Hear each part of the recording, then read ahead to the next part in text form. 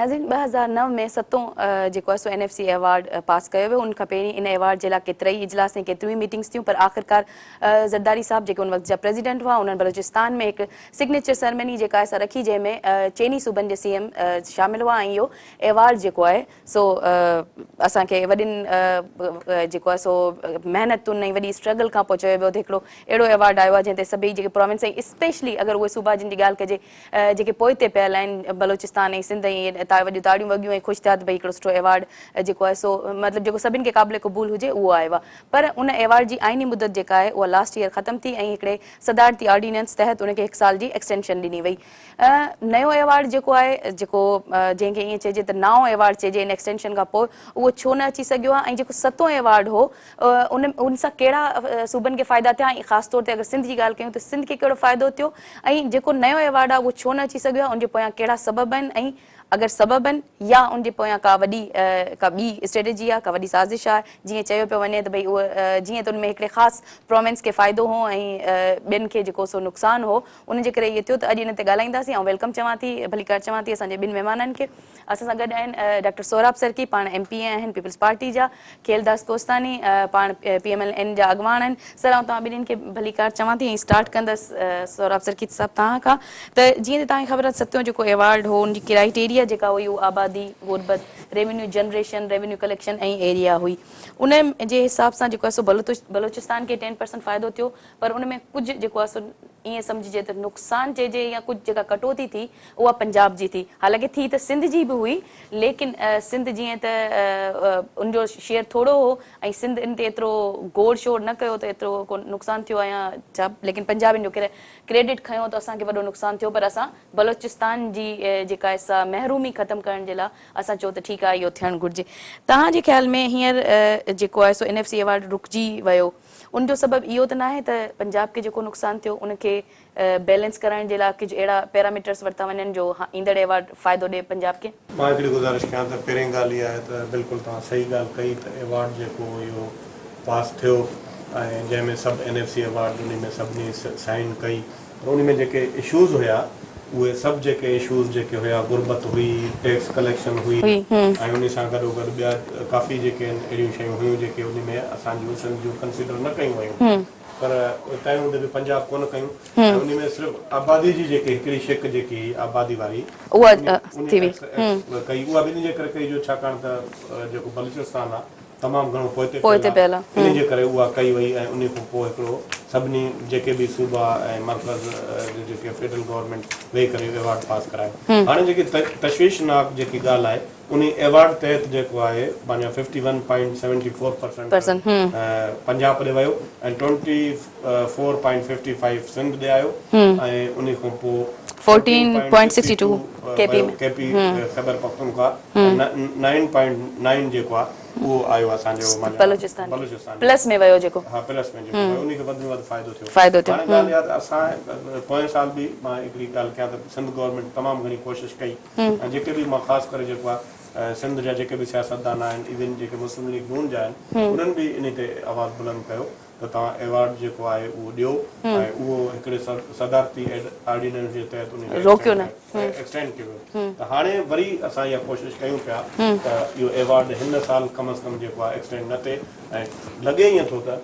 वफ़ाक़ी हुकूमत हिन वक़्तु बि इन कोशिशि में आहे त इन अवार्ड खे वधीक 1 साल एक्सटेंड कयूं। मां असांजी आहे गुज़ारिश त इनखे एक्सटेंड न कयो वञे ऐं इनखे बिल्कुलु हिन साल इहो पास कयो वञे ऐं वेही करे जेके मामलात आहिनि उन्हनि खे तय कयो वञे। ऐं तव्हां टैक्सिस जे मद में जेकॾहिं ॾिसो त उहो पंजाब 27% टैक्स कलेक्शन आहे उते ऐं सिंध में 70% कलेक्शन आहे, उन में नेचुरल रिसोर्सिस बि आहिनि ऐं ॿियो जनरेशन आहे ऐं KP खे 3% 1% जेकी आहे उहा बलूचिस्तान जी। हाणे जेकर ॾिठो वञे त पूरे पाकिस्तान खे, असां पाकिस्तान जे अंदरि आहियूं, पूरे पाकिस्तान जी जेकी इकनॉमी आहे या जेको बि पूरो इंफ्रास्ट्रक्चर आहे उन सॼे खे सिंध खई बीठी आहे ऐं सिंध में असांजा जेके पंहिंजा जेके असांजा ॻोठ आहिनि, जेके शहर आहिनि ऐं जेके तव्हां पाण ॾिसो था असांजे ख़िलाफ़ु सख़्तु जेको आहे रद्दमल आहे अवामी जेकी सूरत हाल असांजी जेकी ख़राबु सूरत हाल आहे शहरनि जी, उनजो त इहो ई जवाबु आहे। मां इन में नथो चवां त उन में का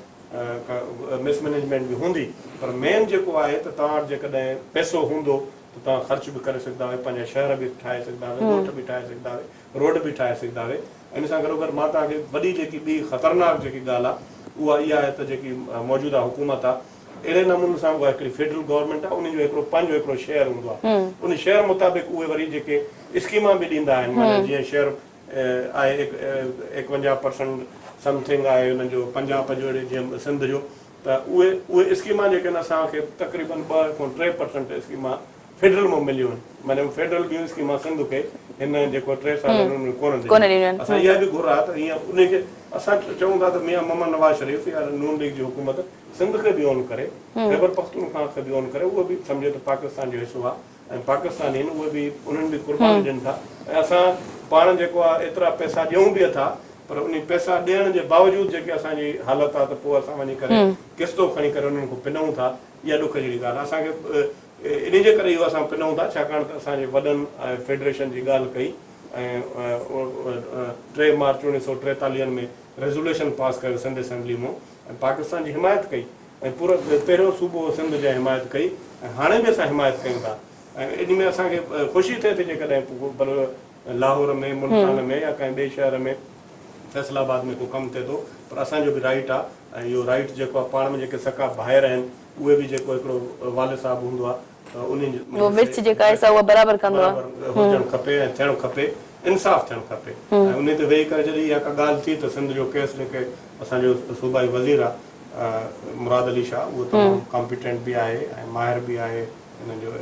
पंहिंजो इकनॉमिक्स जो, उहो केस बि पेश कंदो। इंशाअल्लाह ताला असां इहो चाहियूं था त इहो मसइलो जल्द हल थिए। ठीकु आहे। खैस्तानी साहब, तव्हां खां शुरू करण खां पहिरीं आउं चाहींदसि त लाइन ते आहिनि बैरिस्टर ज़मीर घुमरो साहिब, उन्हनि खां उन्हनि जी जेका वठिजे। नाज़रीन, असां सां गॾु लाइन ते आहिनि बैरिस्टर ज़मीर घुमरो साहब, पाण बैरिस्टर बि आहिनि, उन खां अलावा राइटर बि आहिनि ऐं मुख़्तलिफ़ प्लेटफॉर्म्स ते जेको आहे सिंध जो केस विढ़ंदा रहिया आहिनि। NFC जे हवाले सां केतिरी उन्हनि जी स्ट्रगल रही आहे। ऐं वेलकम चवां थी ज़मीर घुमरो साहब तव्हांखे। हेलो जी ज़मीर साहब, आउं तव्हां खां हिकु बार क्वेश्चन पुछणु चाहींदसि त सत्य जेको NFC अवार्ड थियो हो, तव्हां उन मां मुतमिन आहियो उन जे क्राइटेरिया मां ऐं उन जी जेका विर्छ आहे उन मां?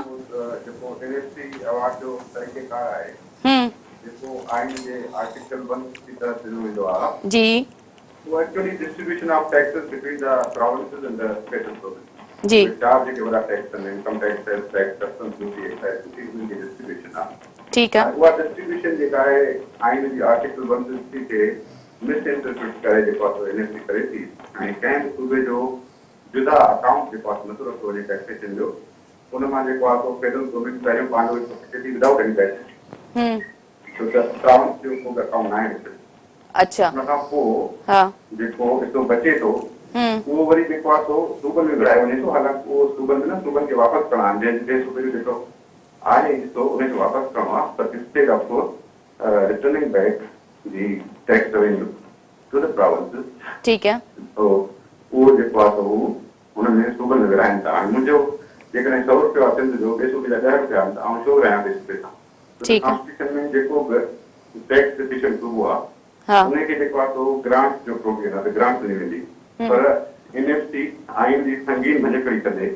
उहो जेको हिकिड़ो त सूबनि जो जुदा टैक्स अकाउंट नथी रखे ऐं नंबर ॿियो विफ़ाक़ जो कंहिं बुनियाद ते हिसो कटे ॿिया पैसा सूबनि खे वापसि नथी करे। उनजो सॼो जेको प्रोसीजर आहे अनकॉन्स्टिट्यूशनल आहे, इलीगल आहे ऐं आर्टिकल 160 जी संगीन वायोलेशन आहे। हिन जे करे जेको सिंध मां टैक्स रेवेन्यू रिकवर थिए थो, फॉर एग्जाम्पल 2000 अरब जेको आहे रिकवर थियो, उन में 1000 अरब त फेडरल गवर्नमेंट खणी वई, बाक़ी 1000 अरब बचो उहो ॿिए सूबनि में विराए वञे थो, जेको गैर आइनी आहे। ऐं उन मां सिंध खे जेको आहे 23% में न, पर उनजो अधु मिले थो, अधु जो अधु मिले थो। अधु विफाक़ी हुकूमत खणी वञे, बाक़ी जेको अधु बचे उनजो वरी जेको आहे तव्हांखे 23% मिले। माना U actually get 12.5% from your taxes. This is totally unjustified, unconstitutional, illegal. अच्छा ज़मीर साहब, आउं तव्हां खां पुछणु चाहींदसि त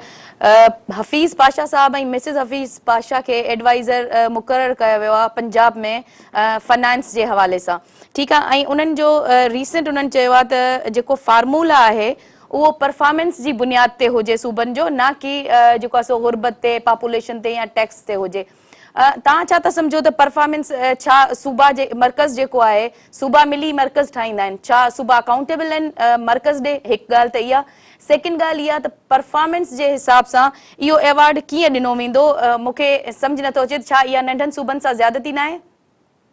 आहे ये वाकई गलत है ना। परफॉर्मेंस कहिड़ो बेसिस हुजे, हॉरिजॉन्टल डिस्ट्रीब्यूशन जेका बि आहे अमंग द प्रोविंस उहा कॉन्स्टिट्यूशन में आहे ई कोन।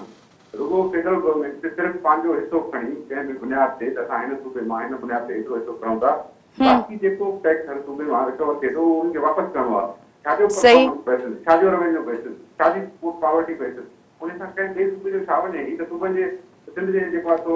रेवेन्यू ते जेको धारो आहे, छाजी performance, what kind of performance, what kind of revenue. तव्हां मक़सद जेको आहे सो पंहिंजो हिसो जेको आहे सो 25% जे 30% जो जेको तव्हां 4 था उहो बाक़ी जेको जंहिं सूबे मां टैक्स रिकवर थिए थो उनखे वापसि कयो। छाजो formula? That's totally unconstitutional against the violation of article 160। वो कनि पिया उनखे केरु चवण वारो कोन्हे।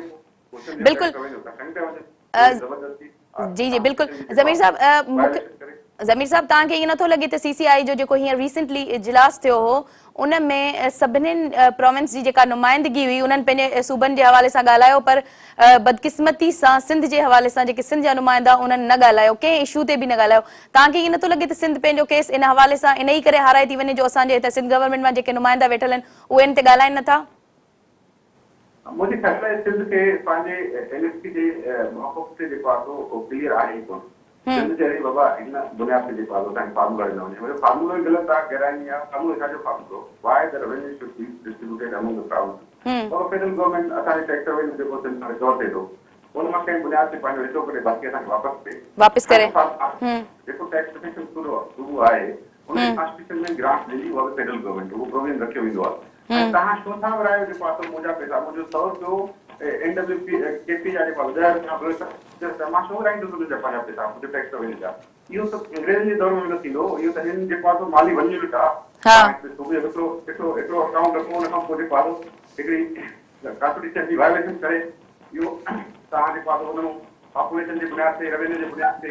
पावर्टी जे बुनियाद ते परफॉर्मेंस जे बुनियाद ते सिंध जा पैसा खणी वञो त सिंध सूबो जेको आहे उन ॻाल्हि खे सम्झी न सघियो आहे। आर्टिकल 160 जे पासे इंटरप्रिटेशन करे ई न सघियो आहे। हा त मुंहिंजो इहो मक़सदु हो त जॾहिं हू इंटरप्रिटेशन जी आर्टिकल 160 खे न सम्झी सघिया, सूबे जी जेका बि आइनी मौक़िफ़ आहे उनखे न सम्झी सघिया, सूबे जे फाइनेंशियल राइट्स खे न पहुची सघिया, फेडरल गवर्नमेंट जेका जीअं मर्ज़ी थी वई चाहे त बाबा तव्हां हिकिड़ो अकाउंट न रखो टैक्स जो, मुंहिंजे सूबे मां केतिरी टैक्स रिकवर थी उहो मुंहिंजो जुदा अकाउंट रखो ऐं मूंखे ॿुधायो तव्हांजे सूबे मां हेतिरी टैक्स रिकवर। उन खां पोइ फेडरल गवर्नमेंट मुंहिंजे हिस्से मां बिल्कुलु मुंहिंजे पॉपुलेशन जेका आहे 23% पॉपुलेशन जे बुनियाद ते खणी भई मुंहिंजे हिस्से मां 23% ॾियण लाइ तयारु आहियां फेडरल गवर्नमेंट खे। पर फेडरल गवर्नमेंट खे ॾींदुसि न जेको पैसो बचंदो उहो वापसि मिलंदो न, गॾे सूबनि खां छो विराईंदुसि? अंदरि वाटर क्वालिटी अंदरि वाटर प्रोविजन अंदरि इहा जेका रांदड़ी आहे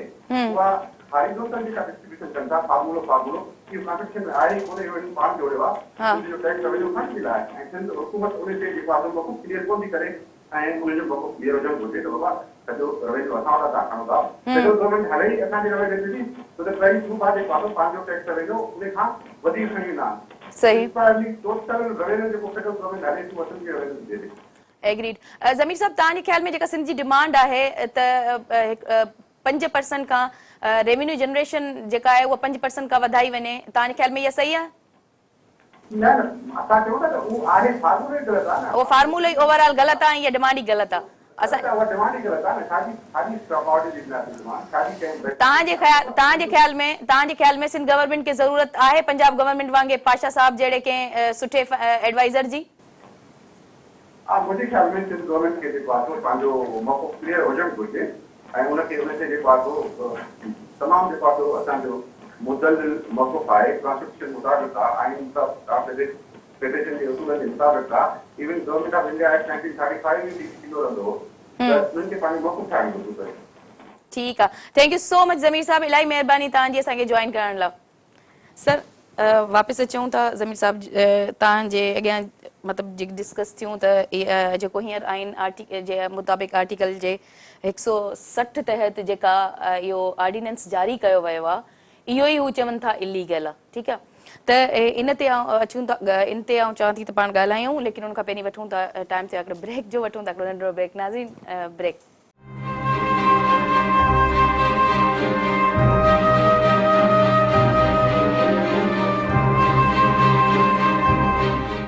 वेलकम बैक नाज़रीन। सर, ॻाल्हि पे थी त ज़मीर घुमरे साहब चयो त जेको आइन जो आर्टिकल 160 जी या भञ करी आहे त जेको आहे सो उन तहत हिकिड़ो ऑर्डिनेंस जारी करे ऐं उन अवार्ड खे जी एक्सटेंशन ॾिनी वञे। तव्हांजो छा ख़्यालु आहे, छो जो इहो PMLN जी गवर्नमेंट में थियो आहे? न, मां सम्झां थो जेकी ज़मीर घुमरो साहब ॻाल्हि कई उहो त टोटली जेके बि 7हों अवार्ड बि जेको ॾिनो वियो उनखे बि रिजेक्ट थो करे, टोटली हिन वटि नो आहे ज़मीर साहब जे ॻाल्हियुनि जे हिसाब सां। ऐं आउं सम्झां थो इहो जॾहिं 7हों अवार्ड पीपल्स पार्टीअ जो 9-10 में जॾहिं ॾिनो वियो हुयो ऐं इतफ़ाक़ राय सां ॾिनो वियो ऐं उन वफ़ाक़ में पीपल्स पार्टी जी हुकूमत हुई, सिंध में बि पीपल्स पार्टी जी हुकूमत हुई ऐं पंजाब में नवाज़ लीग जी हुकूमत हुई ऐं ख़ैबर पख्तूनख्वा ॿियनि जी हुकूमत हुई। त इतफ़ाक़ राय थियो, हिकिड़ी वॾो प्रोग्राम तव्हां पाण पंहिंजे शुरूआत में ॻाल्हि कई तो बिल्कुलु ताड़ियूं वॼियूं, ख़ुशियूं थियूं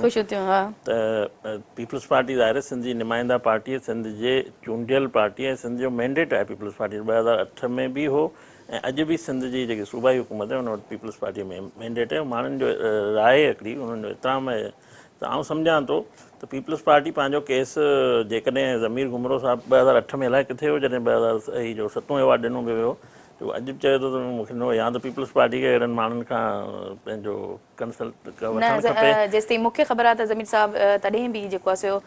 हंगर स्ट्राइक बि कई हुई, हिन हवाले सां ऐं लिखियो बि हो जाम त इहो अवार्ड फ़ाइदेमंद आउं आहे। सम्झां थो उहो अवार्ड बहितर हो ऐं पंजाब उनमें काफ़ी लचक ॾेखारी। ऐं एज़ ए नवाज़ लीग जो हिसो आहियां, ऐं सिंध वासी बि आहियां, मुंहिंजी बि इहा ख़्वाहिश हूंदी, मुंहिंजी बि इहा घुर हूंदी जेको पीपल्स पार्टी जे दोस्तनि या ॿियनि जी हूंदी। असां इहे नथा चयूं त सिंध जे केस खे कमज़ोर पेश कजे। पीपल्स पार्टी वटि इहो क्रेडिट मतिलबु माण्हुनि जो क्रेडिट आहे त पीपल्स पार्टी उन केस खे विड़े ऐं हींअर विड़े पई। ईअं न आहे त पीपल्स पार्टी ख़ामोश वेठी आहे, हाणे बि जेके मीटिंगूं थियूं आहिनि उते ॻाल्हि थी पीपल्स पार्टी। ऐं हिकिड़ी ॻाल्हि इहा बि आहे, जेकॾहिं हीअ जेको 8हों अवार्ड आहे जेको हींअर न 15-16 में थियणो हो,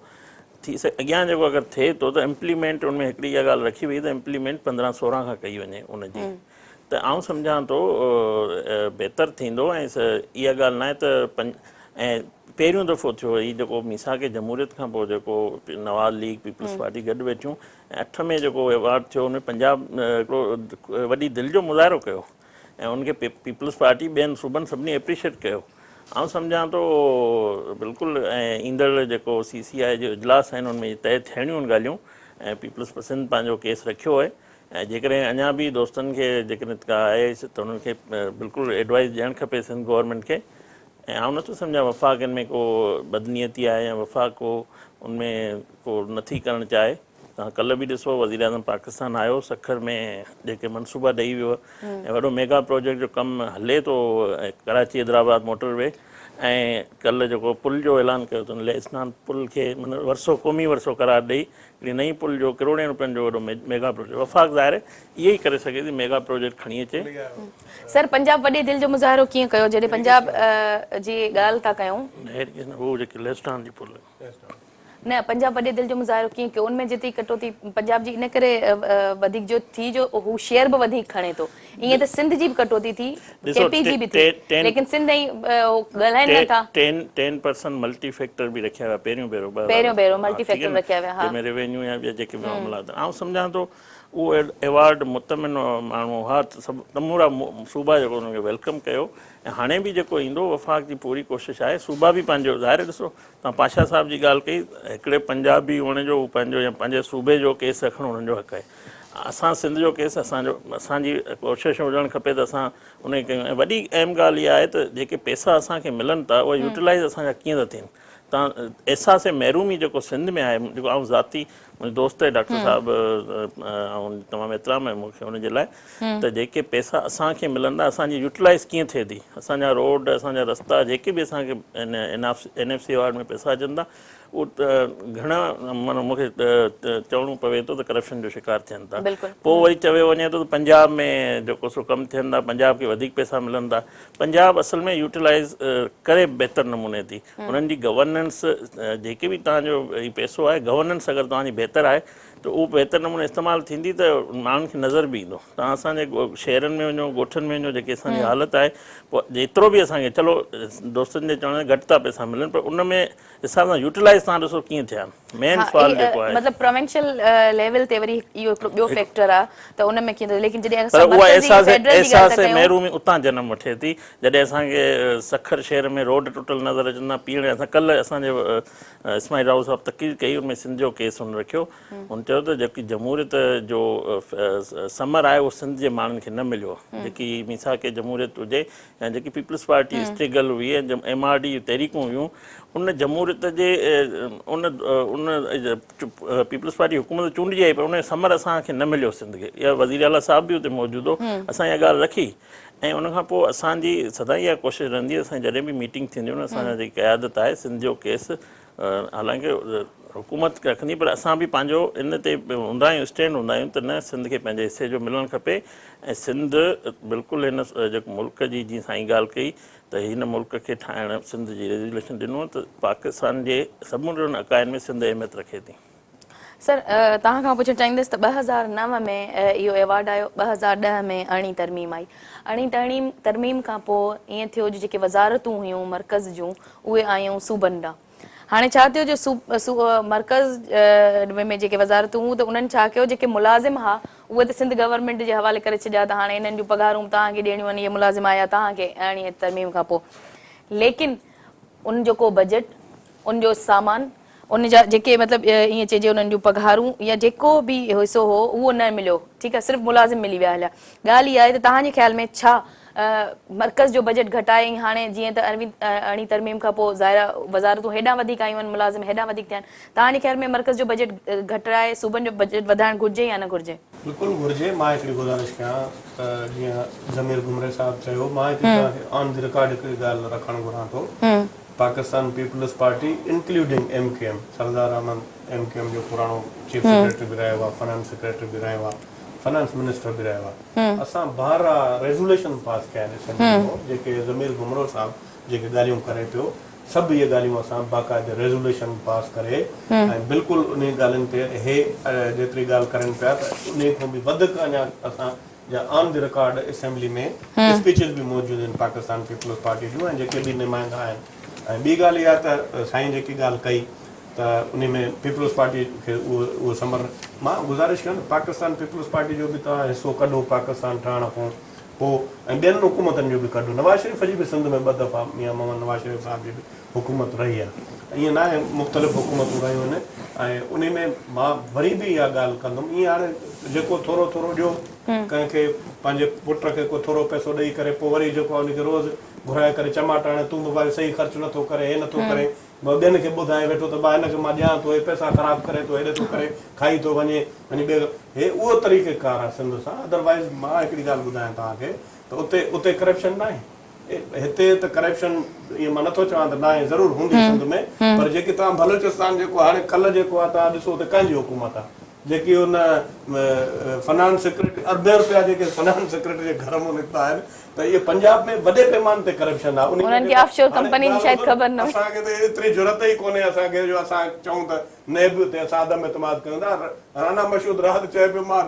नेब खे वारनि कयां थो, नेब खे ख़तमु करण जी ॻाल्हि कयूं था। असल में जेकी आहे न डिस्क्रिमिनेशन जेकी आहे न मुल्क जे अंदरि, उहा डिस्क्रिमिनेशन न हुजणु खपे, असूलनि ते ॻाल्हि कई वञे। ऐं मां तव्हांखे ॿुधायां त मां बैनुल सूबाई राब्ता जो वज़ीर हुउमि, उते असांजी इंटर प्रोविंशियल कोऑर्डिनेशन जूं माना थींदियूं मीटिंग्स थींदियूं। लाहौर में वियुमि मां, हेॾे इस्लामाबाद कई दफ़ा वियुमि, उते मीटिंग उते जेकी आख़िर में जेकी असां जेकी हालत थींदी आहे डिस्कशन करण खां पोइ चवंदा आहियूं त हाणे ख़ुदा करे जेको आहे अॻे जेको मिले थो इहो ई असां बचाए वञूं त उहो बि गनीमत आहे। अदरवाइज़ जेको आहे उहो उते डोमिनेंसी आहे हिकिड़ी, तव्हां ख़बर आहे उते जेको आहे पंहिंजो सॼो सिस्टम जेको हले पियो उते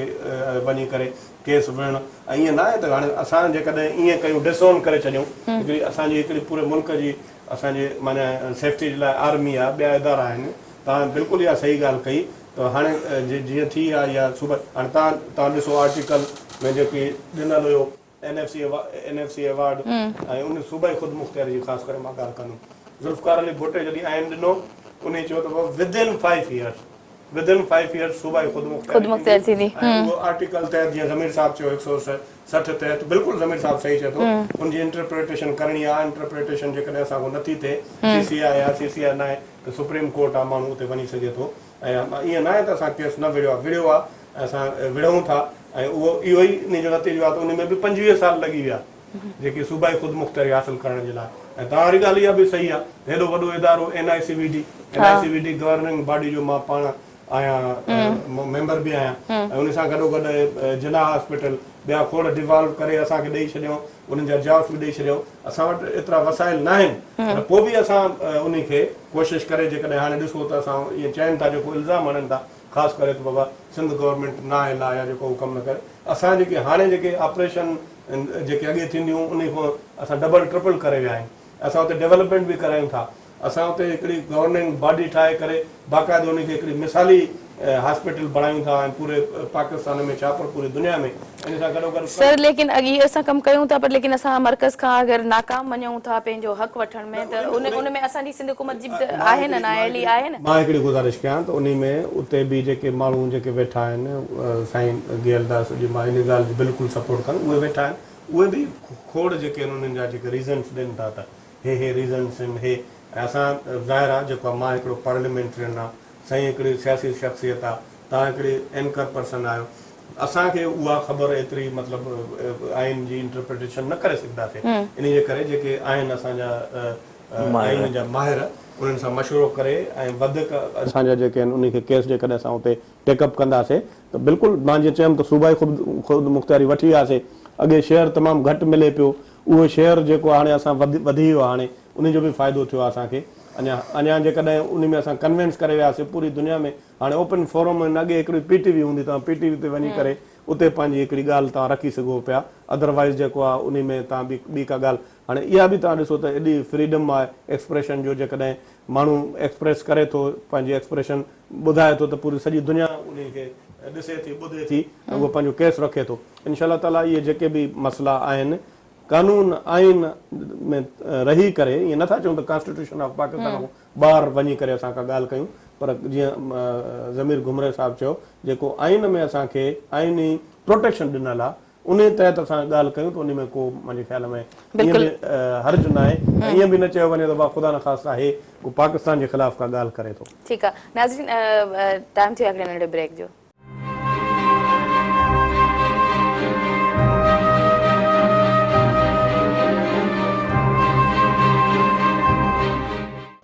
वेलकम बैक नाज़रीन सर तव्हां खां पुछणु चाहींदसि बल्कि तव्हां ॿियनि में पंहिंजी राय ॾेई सघो था त NFC अवॉर्ड जेको आहे सूबा जेका बि सूबनि जी जेका बि कमाई हुजे थी या जेको बि हुजे थो उहो हिकिड़े विरासत जोगे पोल में गॾु थिए थो पोइ उतां जेको आहे सो उहा वरी सूबनि ॾांहुं वञे थो इन में फेडरल जूं जेके कॉर्पोरेशन्स आहिनि जीअं PTA आहे PIA आहे स्टेट लाइफ आहे एतिरियूं केतिरियूं ई जेके आहिनि से कॉर्पोरेशन्स आहिनि जेके इन में इंक्लूड ई न आहिनि माना उहो जेको पोल ठहे थो उन में पंजाब ॾिए थो पर फेडरल जो उनमें कुझु बि कान्हे मर्कज़ जो उनमें कोन्हे लेकिन मर्कज़ वठे ज़रूर थो तव्हांजे ख़्याल में छा उन्हनि जी जेका कमाई आहे उहा बि इन में अचणु घुरिजे तॾहिं ई उनखे असीं ईअं चई सघूं था त उहा सही विरासत आहे जो ॾियनि मतिलबु उहो उनजो पूरो जेके एॾियूं वॾी कॉर्पोरेशन्स आहिनि उन्हनि जी जेकी बि कमाई आहे उहा उन्हनि वटि पाण वटि हुजे थी ऐं जेके सूबा ॾियनि था उन मां बि अधु खयो था वञनि हलिया न आऊं सवेरे बि ॻाल्हि कई त एज़ ए सिंधी सिंध वासी हुजणु खपे ऐं मुंहिंजी बि इहा ॻाल्हि हूंदी मुंहिंजी बि इहा डिमांड हुजणु खपे पर इहो वरी बि ॻाल्हि हिते बीहे थी त जेके सूबाई हुकूमतूं आहिनि उहे हर को पंहिंजो केस पाण खणी वेंदियूं असां हिते वेही TV ते कहिड़ी बि ॻाल्हि कयूं हीअं थियणु खपे हूअं थियणु खपे पर जेसि ताईं असां पंहिंजो केस हुते न रखंदासीं अगरि असां इहो केस रखूं था ऐं असां को इख़्तिलाफ़ आहे कंहिं ॻाल्हि ते असांखे पंहिंजो केस रखणु खपे ऐं इन में ॾिसो न ही फोरम जेके CCI जा आहिनि या जेके इहे फोरम ठहिया ई इन करे उते वेही असां पंहिंजो डिस्कस थिए ऐं पंहिंजो केस विढ़ूं इहो जमहूरी ऐं असांजो इख़लाक़ी हक़ आहे त असां पंहिंजो सिंध जो केस जेके बि सूबा आहिनि पंजाब बि पंहिंजो केस रखे थी बलोचिस्तान बि रखे थी त जेकॾहिं असांजी सिंध गवर्नमेंट अॼु या सुभाणे जेकी नई ईंदड़ का बि हुकूमत आहे उन में इफेक्ट वठे थी पंहिंजो केस मज़बूती सां आउं सम्झां थो सिंध असीं 5 करोड़ सिंध जा माण्हू आहियूं असांजे टैलेंटेड माण्हू आहिनि ईअं न आहे त असां सिंध में माण्हू न आहे जेके केस नथा विढ़ी सघनि या सिंध जो केस पेश नथो थी सघे जेकॾहिं मुराद अली शाह साहिबु आहे त आउं सम्झां थो हिन कैबिनेट जो चवनि था त पीपल्स पार्टी जो जेको मिनिस्टर आहे तमामु माहिर आहे ऐं काफ़ी हुनजी जेकी ॿुधिजे थी ॻाल्हि त हुनखे रखणु खपे ऐं जॾहिं इहो फोरम आहे त उते इहा ॻाल्हि थियणु खपे, जेको फ़ैसिलो गॾियल हुजणु थींदो, ज़ाहिर उहो ई इतफ़ाक़ राय जेको जंहिं ते थींदी, त ज़ाहिर ॾिसो जंहिंजा मुफ़ाद हूंदा उहो रखंदो। पर वरी बि ॻाल्हि इहा आहे त हाणे असां इहो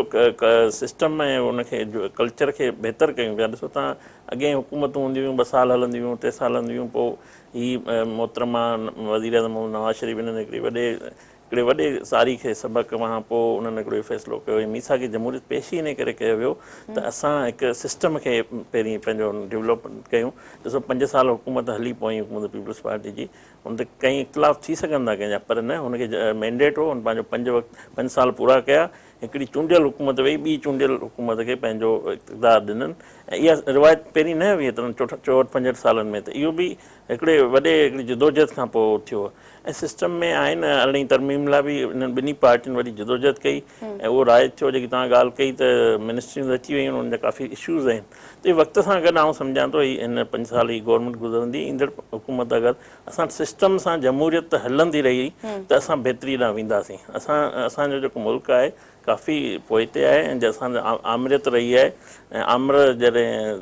हुकूमतूं उन्हनि जूं रहियूं आहिनि त उन आमराना फ़ैसिला थिया आहिनि। त जेकॾहिं जमहूरी हुकूमतूं हुजनि त जमहूरी फ़ैसिला बि थींदा। ऐं सम्झां थो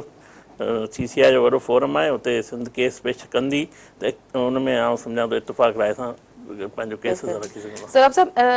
हींअर जेको रिसेंट CIA में जेका इजलास थियो, उन में बलोचिस्तान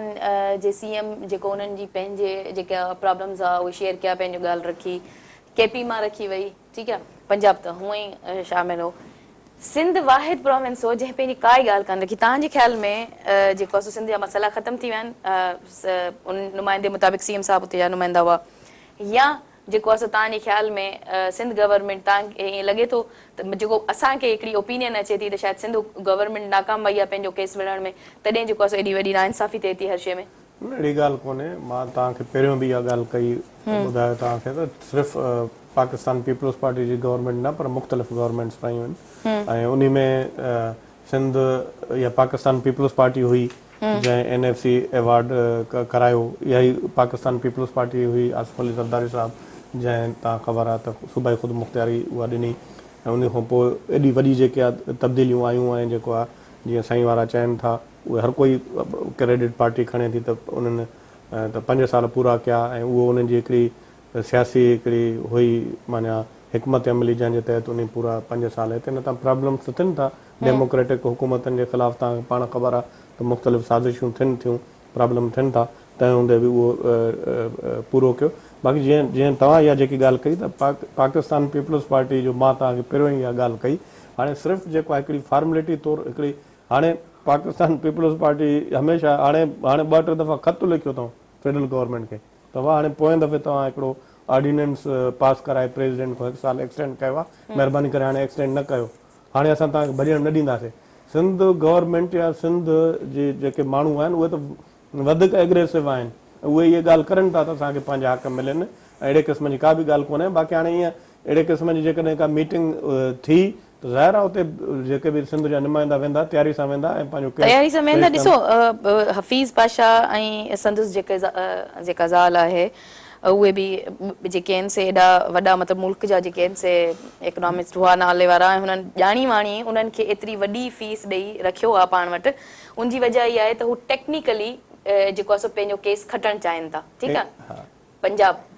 लेकिन सिंध गवर्नमेंट हींअर ताईं इन मामले में को एडवाइज़र रखियो आहे, को अहिड़ो टेक्निकल माण्हू रखियो आहे जेको इन केस खे विड़ी सघे त भई असां हेतिरो रेवेन्यू जनरेट कयूं था, असां हेतिरो टैक्स ॾियूं था, ऐं पोइ हुन खां पोइ असांजो जेको आहे सो अची परफॉर्मेंस, भई छाजी परफॉर्मेंस, इहा ॻाल्हि ज़मीर घुमरे साहिब जी सही हुई, त असां अकाउंटेबल छो आहियूं मर्कज़ ॾांहुं? उहा ई त मां तव्हांखे पहिरियों ई इहा ॻाल्हि कई न, त साईं बि चए थो त तव्हांखे पैसा मिलनि था, ऐं पैसा ख़र्च कोन था थियनि। हलो, असांखे पैसा मिलनि था, ख़र्च कोन था थियनि, त डेरा गाज़ी ख़ान त पंजाब जो हिसो आहे न, उन जा जेके शहर ॻोठ आहिनि उन्हनि जी इहा हालत छो आहे? असल में जिथे जंहिं बि ग़रीब माण्हू हूंदो, उन घटि पैसा हूंदा, उनजो ग़रीब माण्हू घरु हूंदो, उन में इवन वॉशरूम बि कोन सर लेकिन पीएमएल असां खां वोट न वरता आहिनि असां उन खां वधीक न, मां- मतलब असां सम्झूं था अकाउंटेबल पीपल्स पार्टी असां लाइ वधीक आहे पीपल्स पार्टी अकाउंटेबल आहे पीपल्स पार्टी बिल्कुलु अकाउंटेबल आहे ऐं इहो पीपल्स पार्टी जी गवर्नमेंट जो कम आहे न त हो एडवाइजर रखनि टेक्निकल ग्राउंड ते वञी विढ़नि उते केस सिंध जो मां इहा ॻाल्हि कयां थो त असांखे जेके आहिनि टेक्निकल ग्राउंड्स ते तव्हांजी ॻाल्हि खे मां बि सपोर्ट कयां थो त असांखे पैसा वधीक मिलनि त वधीक ते डेवलपमेंट थींदी एॾो वॾो मेगा सिटी आहे पूरे पाकिस्तान में कराची तव्हां छा था सम्झो त उन खे हलाइण जे लाइ उन खे सिर्फ़ु पाणी पहुचाइण जे लाइ उन जी सैनिटेशन जे लाइ उन खे माना लॉ एंड ऑर्डर कंट्रोल करण जे लाइ तव्हां हिकिड़ो माना हिकिड़ी नई दुनिया आहे पूरो पाकिस्तान तव्हां हिकिड़े पासे रखो सिर्फ़ु कराची हिकिड़े पासे रखो इन हूंदे इन सिचुएशन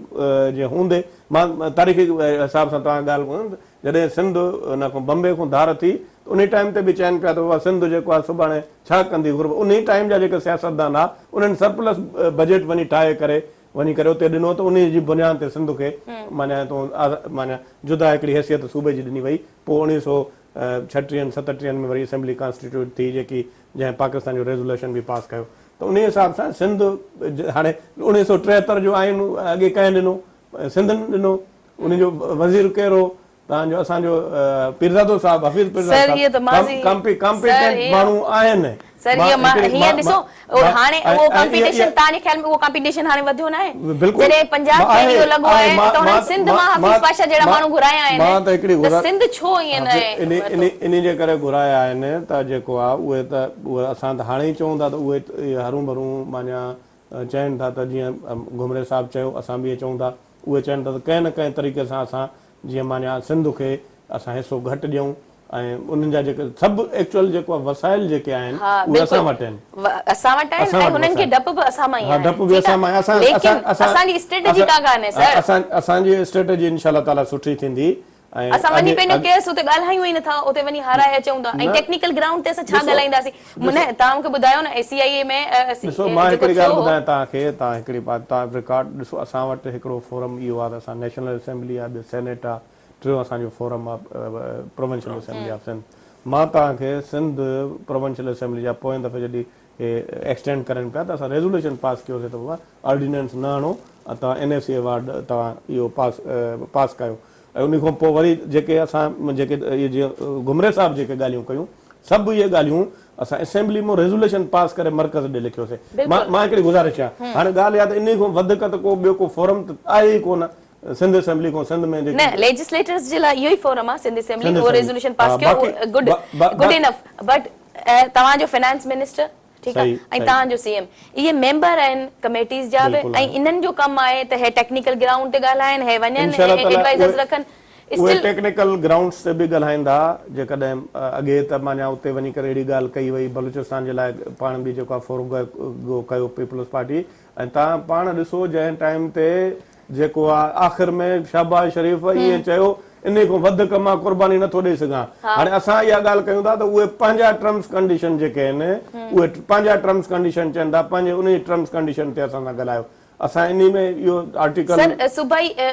सूबाई कमीशन बि ठहणा हा मतलब हिकिड़ो NFC हो ॿियो PFC ठहणा हा ठीकु आहे उन तहत ईअं हो त PFC जो इहो ई क्राइटेरिया हुजे हा जेको NFC जो हो पोइ ईअं थिया त डिस्ट्रिक्ट हाणे मिसाल जी ॻाल्हि आहे बदीन डिस्ट्रिक्ट तमामु घणो अमीर आहे वसीलनि जे हवाले सां त उनजी डेवलपमेंट जेका आहे सा खैरपुर खां या कराची खां वधीक हुजे हा पर थिए छा थो जीअं त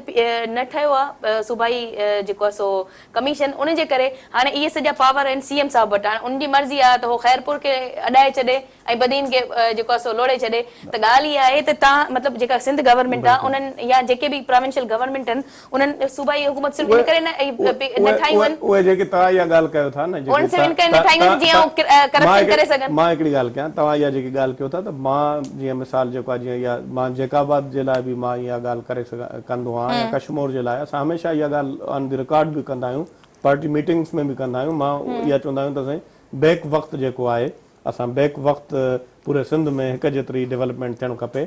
ईअं माना हिकिड़नि एरियनि में थिए ऐं हिकिड़नि में न थिए उहा ज़्यादती आहे बिल्कुलु उहा कोशिशि कई वेंदी आहे बाक़ी रहियो सुवाल इहो त उन में जेके असांजो जेके आहिनि उहे जीअं तव्हां चओ था त पंहिंजो प्रोविंशियल फाइनेंस उन में बाक़ाइदे हिकिड़ो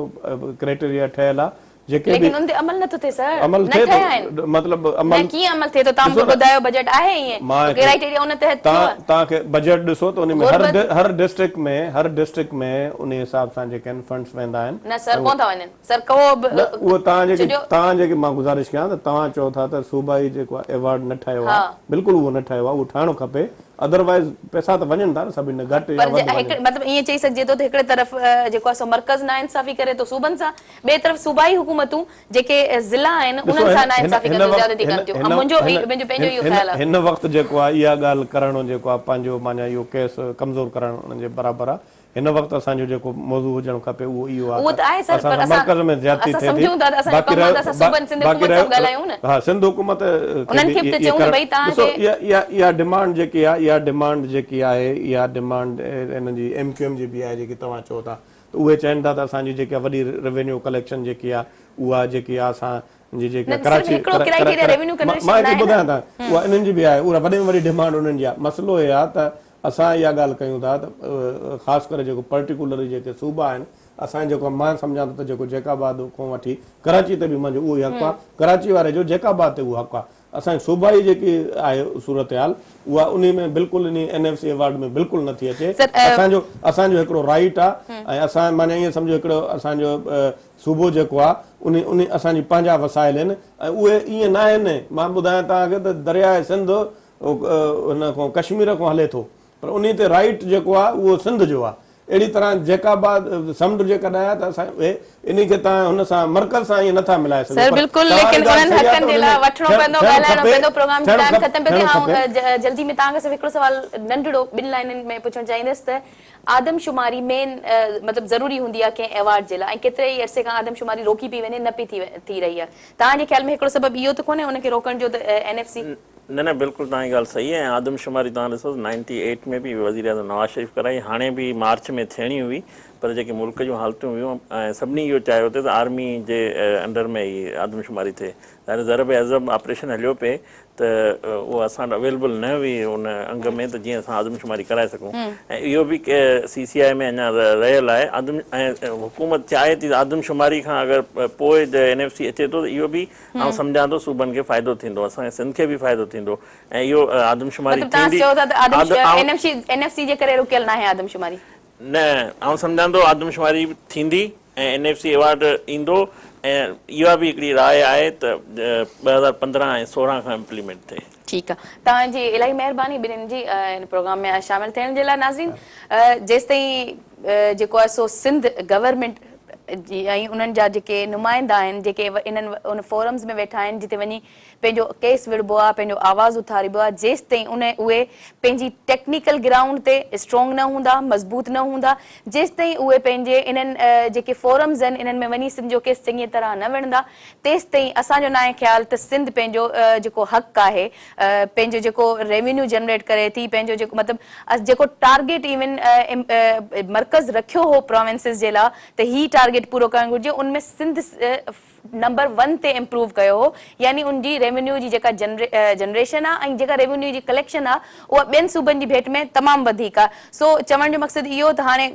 ॻाल्हि अचे थी त हिकिड़े तरफ़ पंजाब हुकूमत हफ़ीज़ पाशा जहिड़ा एडवाइज़र रखिया आहिनि इनखे टेक्निकल ग्राउंड ते विढ़ण जे लाइ, इन केस खे त ज़रूरत इन ॻाल्हि जी आहे त सिंध हुकूमत बि अहिड़े ई जेके टेक्निकल रखे जो जॾहिं इहा ॻाल्हि थिए ऐं नाए अवॉर्ड जी लाइ मीटिंग्स थियनि त उनमें सिंध पंहिंजो केस जेको आहे सो भरपूर तरीक़े सां विझी सघे। ईंदड़ प्रोग्राम में कंहिं ॿिए नए टॉपिक ते तेसि ताईं ॾींदा इजाज़त। अल्लाह हाफ़िज़।